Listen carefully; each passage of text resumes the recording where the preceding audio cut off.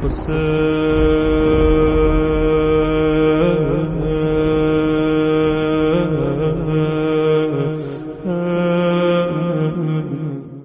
ہم ظاہر ہے کہ یہاں پر بیٹھ کر اس کے اوپر ثابت کرنے کے لیے لیکچر نہیں دے سکتے کہ یہ کانسیپٹ ویلڈ ہے یا ویلڈ نہیں ہے. اس کا بہت آسان سا کام یہ ہے کہ جن کتابوں میں اس کو ایکسٹینسیولی ڈسکس کیا گیا ہے کہ یہ کانسیپٹ امامت کا، مہدویت کا، یہ کیوں ہے ہمارے پاس، اس کو اسٹڈی کیا جائے.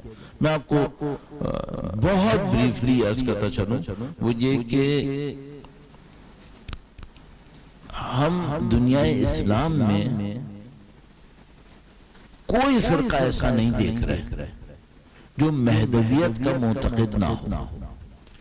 اگر دنیا اسلام کے اندر ہم یہ کہیں اجماعی عقائد کون سے ہیں جن کے اوپر اجماع ہے، تو مہدویت کا عقیدہ وہ ہے جس پر اجماع ہے. یعنی مثال کے طور پر جو ہمارے یہاں بدنام زمانہ ترین وہابیت سمجھی جاتی ہے، وہ بھی شدت کے ساتھ مہدویت کے عقیدے کے معتقد ہیں. اچھا، یہ بھی میں عرض کرتا چلوں، جہاں تک میری انفارمیشن یا نالج ہے، جو مذاہب آپ دین کے نام پہ دیکھتے ہیں، چاہے وہ آسمانی ہو چاہے وہ غیر آسمانی ہو، ان میں بھی شاید کوئی ایسا نہیں ہے جو سیویئر کا عقیدہ نہ رکھتا ہو، نجات دلانے والے کا عقیدہ نہ رکھتا ہو.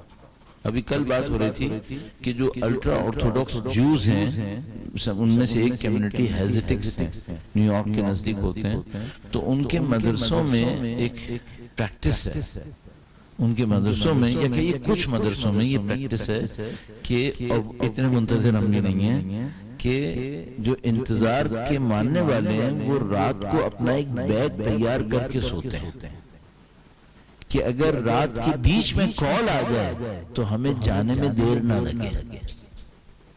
یہ یہودیوں کی بات کر رہا ہوں میں. ہاں، تو مہدویت کا جو عقیدہ ہے، اس کی پاپولیرٹی، اس کا انفلوئنس اتنا زیادہ ہے. تو اب اگر اس کے اوپر گفتگو کرنا ہے تو یہ ایک علیحدہ چیپٹر ہے. اچھا، اب ایک شبہ ہے، اور وہ شبہ یہ ہے کہ اگر ہے تو یہ جو اتنے ڈھیر سارے متقی پرہیزگار پوری دنیا میں بیٹھے ہیں، on top of them مجتہدین، کیا یہ 313 کے لیے کافی نہیں ہوئے؟ اچھا، اس کا جواب بہت واضح ہے، اس کا جواب دیتے چلتے ہیں. اس کا جواب یہ ہے کہ میں آپ سے ایک سوال کروں گا. مثلا اللہ کے رسول کے اتنے صحابی تھے، ان میں سلمان فارسی کتنے تھے؟ حضرت سلمان فارسی کی بات تو بہت دور کی ہے.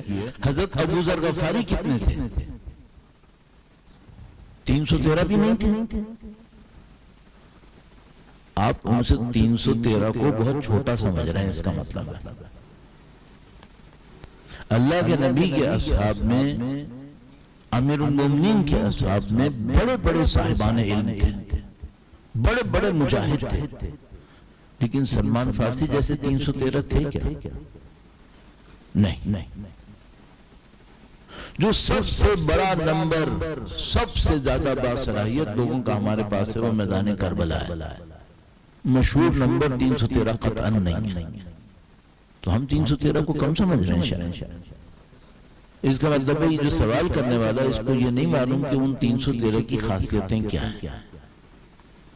مجتہدین تو چھوڑو، بڑے بڑے اصحاب رسول اس مقام پہ نہیں ہیں. یہ پہلا جواب.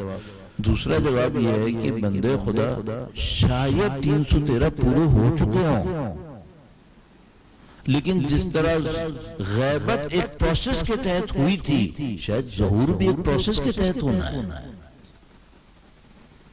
جب غیبت کا پروسیس شروع ہوا تھا، اندازاً کب شروع ہوا تھا؟ کم سے کم obviously غیبت صغریٰ پہ شروع ہو گیا تھا.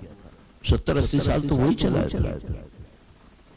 تو کیا پتا ظہور کا پروسیس شروع ہو چکا، ہمیں کیا معلوم؟